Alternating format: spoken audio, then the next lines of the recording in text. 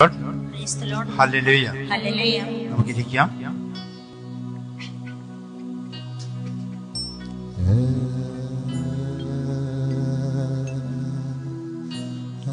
ഒന്ന് പത്രോസ് 1 അധ്യായം 6 വാക്യം.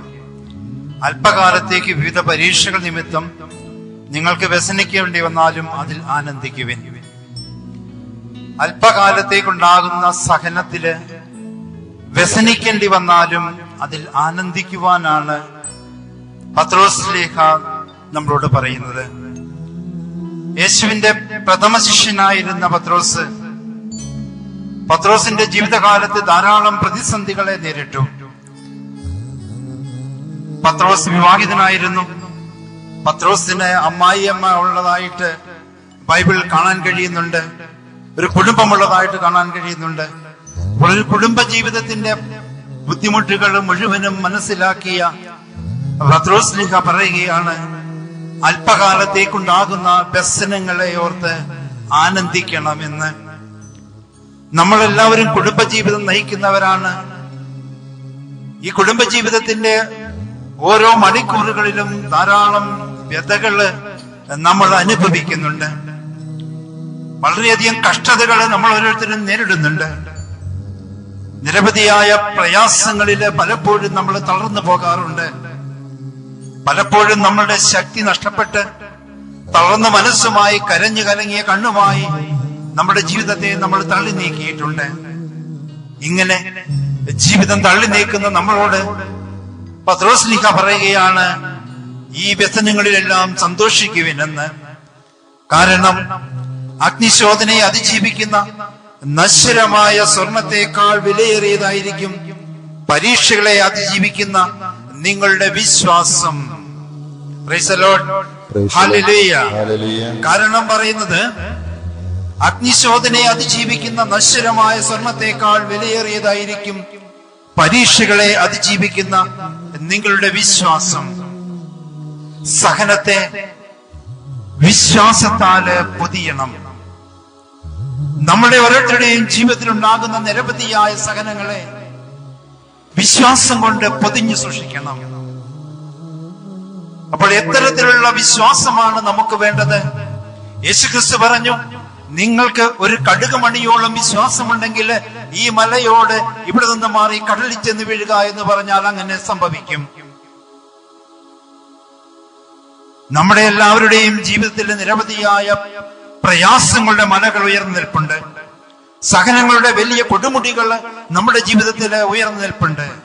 യേശു പറഞ്ഞത്, ഭൂമിയിൽ ദൈവം സൃഷ്ടിച്ചിരിക്കുന്ന മലകളെയും പർവ്വതങ്ങളെയും കടലിലേക്ക് കൊണ്ടുപോയിടുവാനല്ല, മറിച്ച് നമ്മളുടെ ഓരോരുത്തരുടെയും ജീവിതത്തിൽ ഉയർന്നു നിൽക്കുന്ന വേദനകളും സങ്കടങ്ങളും ദുഃഖങ്ങളും കഷ്ടതകളുമാകുന്ന മലകളോട് അവിടെ നിന്ന് മാറിപ്പോകുവാൻ വിശ്വാസത്തോടെ പറയുവാനെന്നാണ് കൽപ്പിച്ചത്.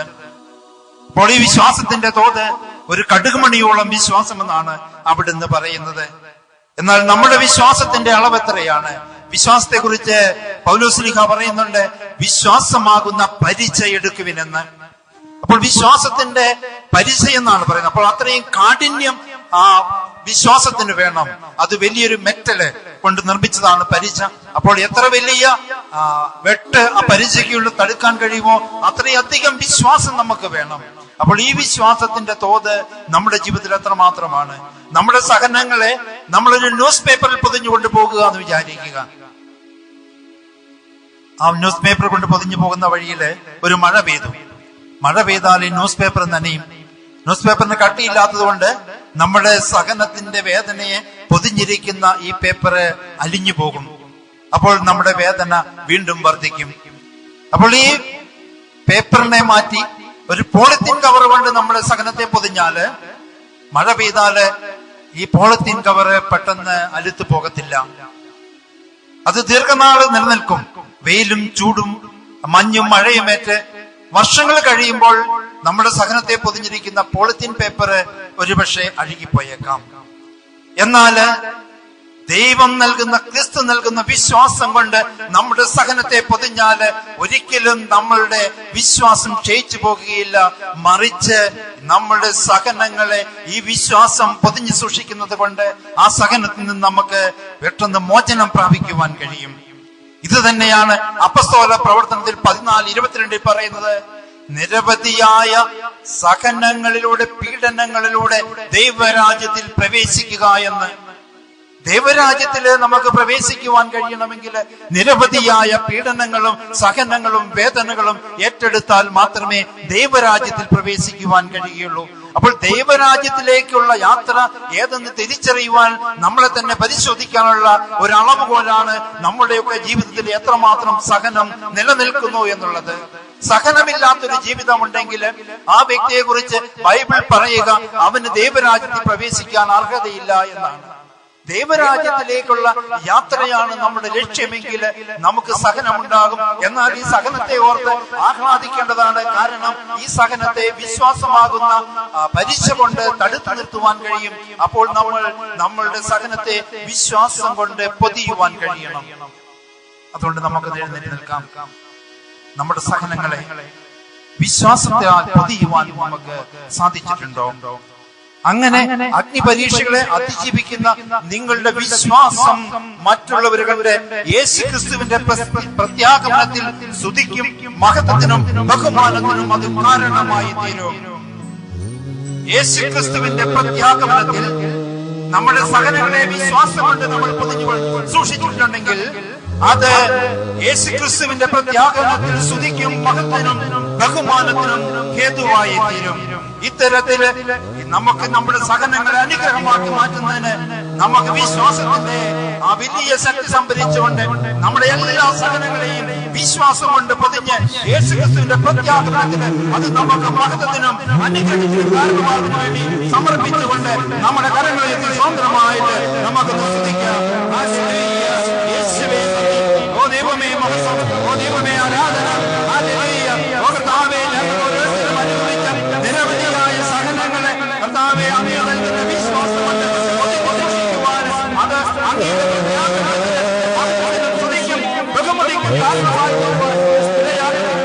കർത്താവേ ഞങ്ങൾ അങ്ങയെ സ്തുതിക്കുന്നു. ഹല്ലേലൂയ ഹല്ലേലൂയ യേശുവേ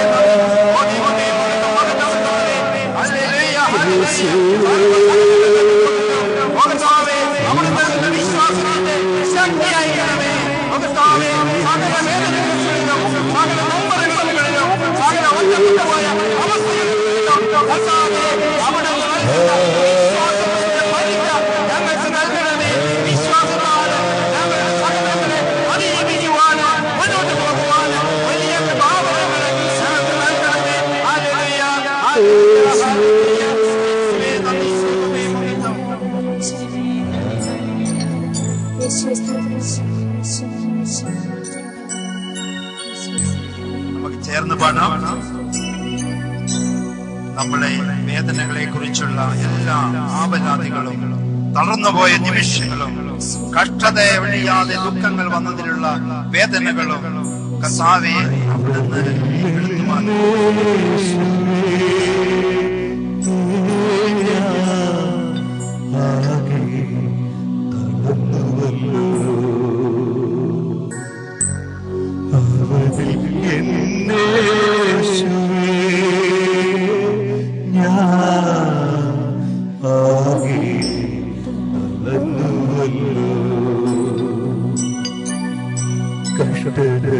കഷ്ടതയൊഴിയാതെ ദുഃഖങ്ങളകലാതെ കർത്താവേ ഞാൻ പകർന്നുവല്ലോ. മുറിവുകളെ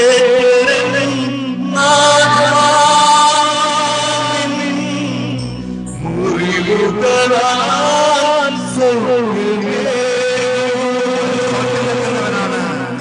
എല്ലാ മുറിവുകൾക്കും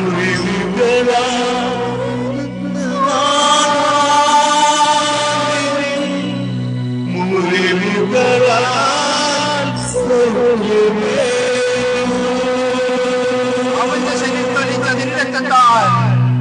സർവ മുറിവുകളെയും അവൻ സുഖപ്പെടുത്തും.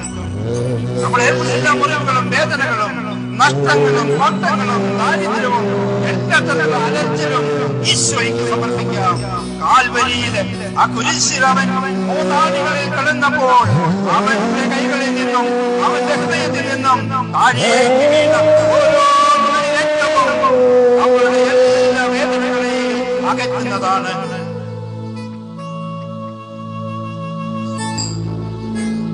ഇവരില്ലാതെയും ഇവരില്ലാതെയും ഉള്ളം തകർന്നു പോയെങ്കിൽ ആ നാഥൻ നിനക്ക് പ്രിയപ്പെട്ടവനും പ്രിയപ്പെട്ടവളുമായി കടന്നു വരും.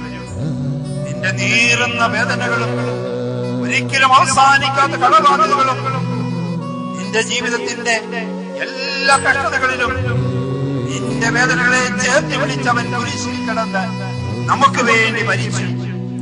അവന്റെ മുറിവുകളാൽ നമ്മൾ സൗഖ്യമുള്ളവരായി തീരും. ആഗ്രഹിച്ച് പാടാം.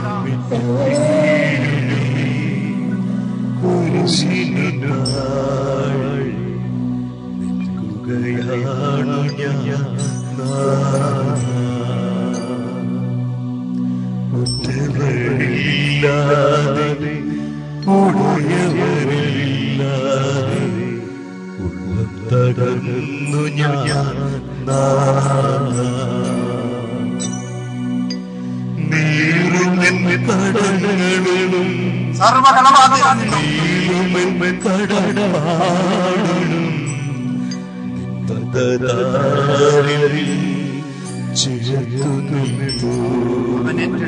എല്ലാ വേദനകളും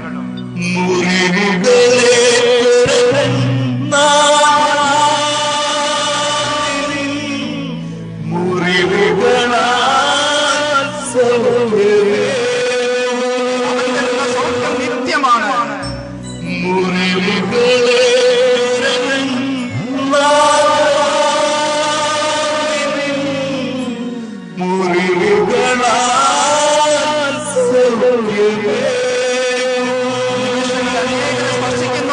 സൗഖ്യം അവരുടെ ജീവിതത്തിലേക്ക് ഇറങ്ങി വരുന്നു. ചെയ്യാത്ത തെറ്റിനും കുറ്റത്തിനും എപ്പോഴും പലരും നിന്നെ കുറ്റപ്പെടുത്തി.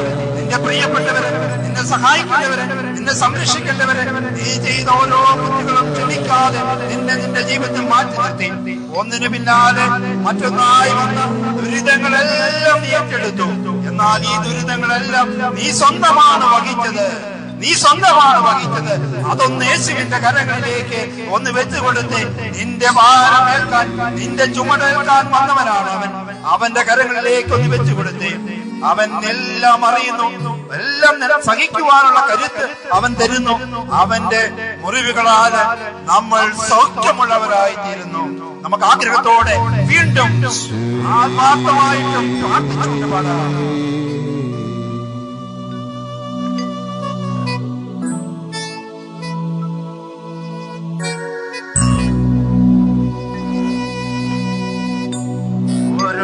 സ്പർശിക്കുന്ന നിമിഷമാണ്. ഓരോരുത്തരും വ്യക്തിപരമായി അനുഗ്രഹിക്കുന്ന നിമിഷമാണ്.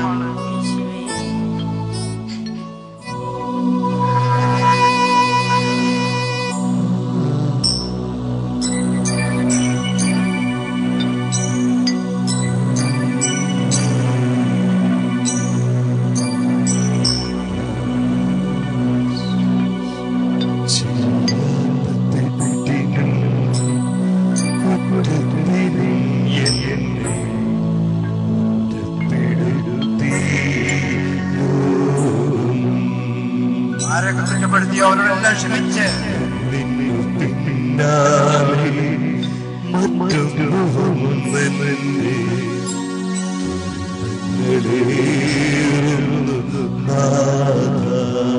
എല്ലാ ദുരിതവും അവൻ ഏറ്റെടുക്കും.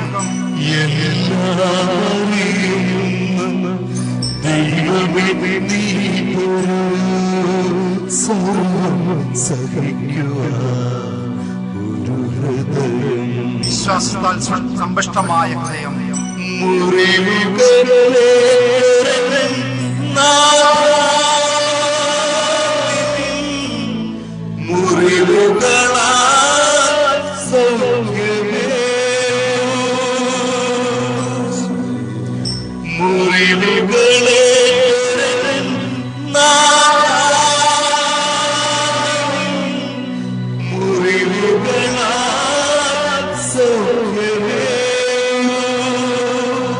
ചേർന്ന് പാടാൻ മുറിവുകളെ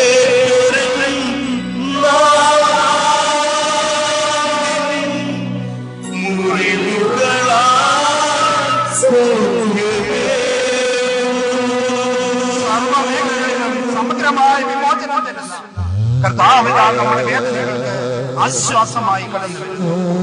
നമ്മുടെ ഹൃദയത്തിലേക്ക് അവന്റെ വലിയ സന്തോഷം നൽകി നമ്മളെ അനുഗ്രഹിക്കുന്നു. സകലങ്ങളിലും സന്തോഷിക്കണമെന്ന് അവന്റെ പ്രധാന ശിഷ്യനായ പത്രോസിലേക്ക് പറഞ്ഞു. അവന്റെ പരിശുദ്ധാത്മാവ് നമ്മളോടും പറയുന്നു, സകലങ്ങളിൽ ആഹ്ലാദിക്കുവിൻ, സകലങ്ങളിൽ സന്തോഷിക്കുവിൻ. കാരണം അത് താൽക്കാലികമാണ്.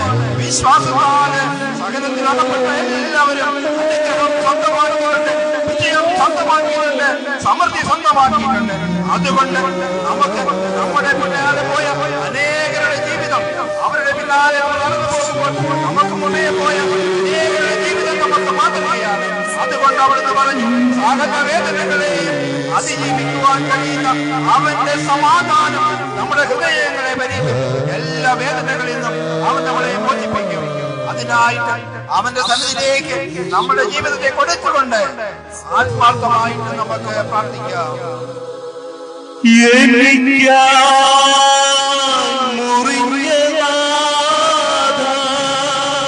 അതെ, നമുക്ക് വേണ്ടി മാത്രം മുറിയപ്പെട്ടവൻ,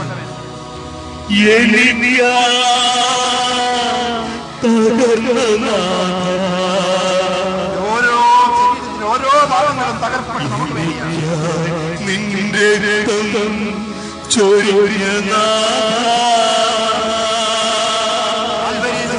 അവന്റെ രക്തം നമുക്ക് വേണ്ടി പ്രാർത്ഥിക്കുന്നു.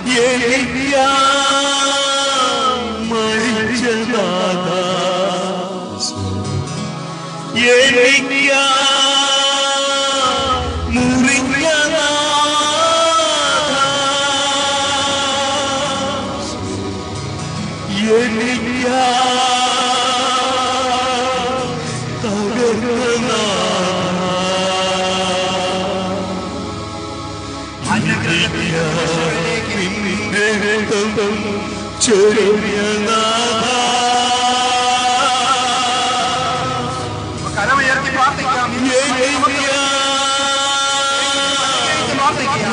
നമ്മുടെ കുടുംബങ്ങൾ അനുഗ്രഹിക്കപ്പെടുവാൻ ദൈവം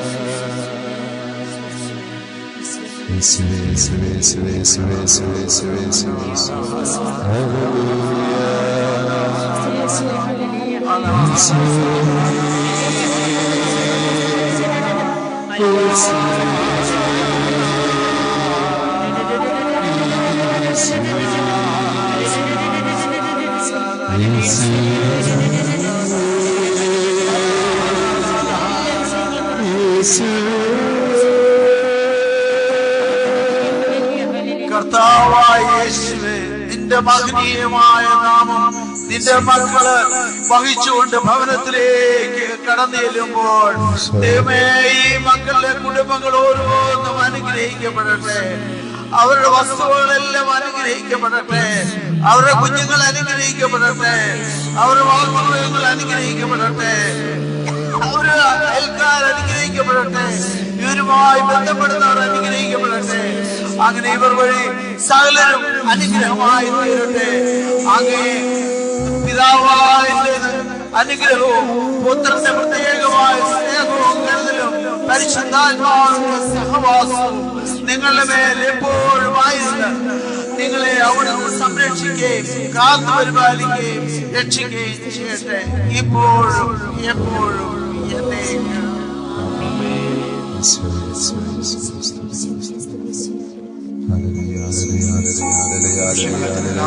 പ്രാർത്ഥിക്കുന്നുണ്ട്. അവരുടെ സ്ഥലത്തുണ്ടാമതി പാടുമ്പോൾ ആ പാട്ടിനോട് ചേർന്ന് പാടുക. അഭിഷേകത്തിന്റെ നിമിഷങ്ങളാണ്. ദർശനങ്ങൾ എഴിയുന്നു, തകർച്ചകൾ വിട്ടുപോകുന്നു, വലിയ മാനസാന്തരം ഉണ്ടാകുന്നു. കുടുംബങ്ങളുടെ തലമുറയായിരുന്ന മദ്യപാനം, ദുശീലങ്ങള്, തകർച്ചകൾ എല്ലാം നീങ്ങിപ്പോകുന്ന അനുഗ്രഹത്തിന്റെ നിമിഷമാണ്. ആഗ്രഹത്തോടെ പ്രാർത്ഥിക്കാം. എല്ലാത്തിനും വെള്ളത്തിന് വേണ്ടി പ്രാർത്ഥിക്കാം. സർവ അനുഗ്രഹങ്ങളും സർവ ഐശ്വര്യങ്ങളും നമുക്ക് സ്വന്തമാക്കുവാൻ ഈ നിമിഷങ്ങള് ദൈവം പ്രത്യേകമായി തിരഞ്ഞെടുക്കുന്നതാണ്. അതുകൊണ്ട് പ്രാർത്ഥിച്ച് അനുഗ്രഹം പ്രാപിക്കാം.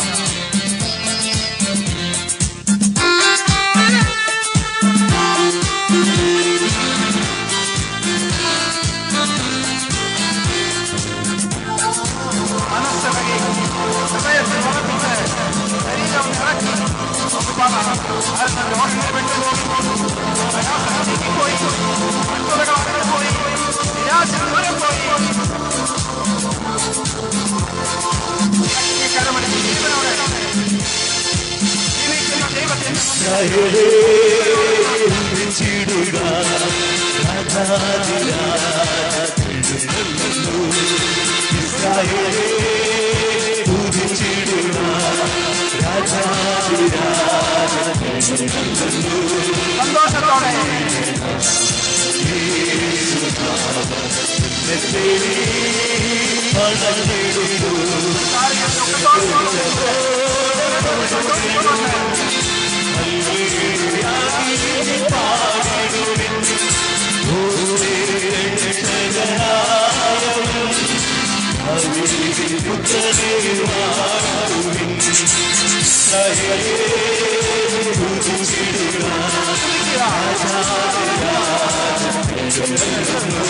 അവൻ വരുന്നു.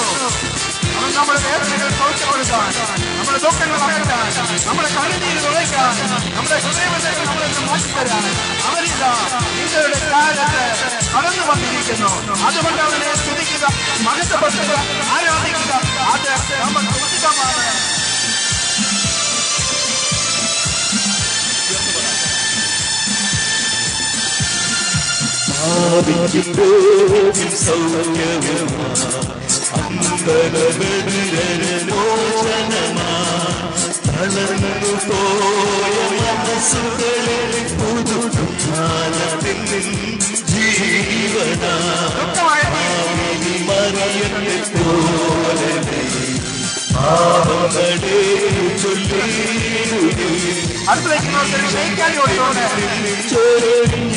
സന്തോഷത്തോടെ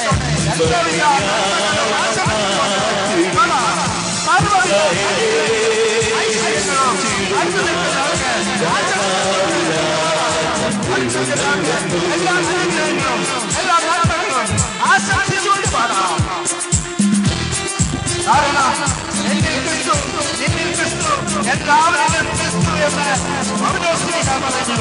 അതുകൊണ്ട് നമ്മൾ നിൽക്കുന്ന സർവ്വരിലും യേശു ക്രിസ്തു ഉണ്ട്. അതുകൊണ്ട് ആരെങ്കിലും ആനമുഖത്തോടെയാണോ നിൽക്കുന്നത്, ദുഃഖത്തോടെയാണോ നിൽക്കുന്നത്, കണ്ണീരോടെയാണോ നിൽക്കുന്നത്, ഒരു ശേഖാൻ കൊടുത്ത് അവരുടെ ജീവൻ പോലും നൽകിടും ഹൃദയങ്ങൾ അരുണാമയൻ വന്നിടും സഖ്യേസിനെ പോലെ ഈശോനാഥൻ ചേരുകിൽ കുറവുകളെല്ലാം കേടും ജീവിതം ശോഭനമായിടും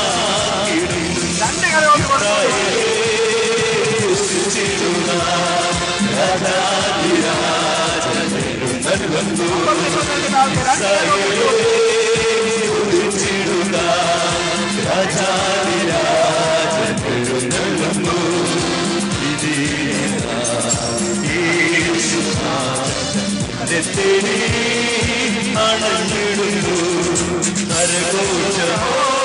കരകോചിടുവിൻ ഹല്ലേലൂയ പാടിടും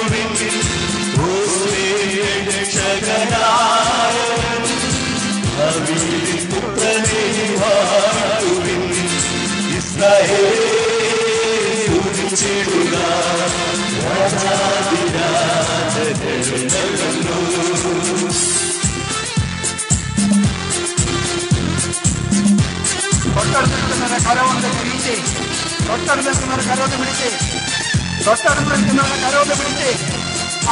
എന്നിട്ട് അവർക്ക് വേണ്ടി ഒന്ന് പ്രാർത്ഥിച്ചേ, കരം പിടിച്ചിരിക്കുന്നവർക്ക് വേണ്ടി ഒന്ന് പ്രാർത്ഥിച്ചേ. അവരുടെ വേദനകള്, ദുഃഖങ്ങള്, സങ്കടങ്ങൾ ഒന്ന് പോകട്ടെ. നമ്മുടെ കരം ആരുടെ കരം പിടിച്ചിട്ടുണ്ടോ അവർക്ക് വേണ്ടി ഇന്ന് പ്രാർത്ഥിച്ചേ. അവരുടെ ദുഃഖവും വേദനയും സങ്കടവും കഷ്ടതയും വ്യാധിയും ആകുലതയും സാമ്പത്തിക യേശുവേ നന്ദി. ദൈവമേ മുഴക്കം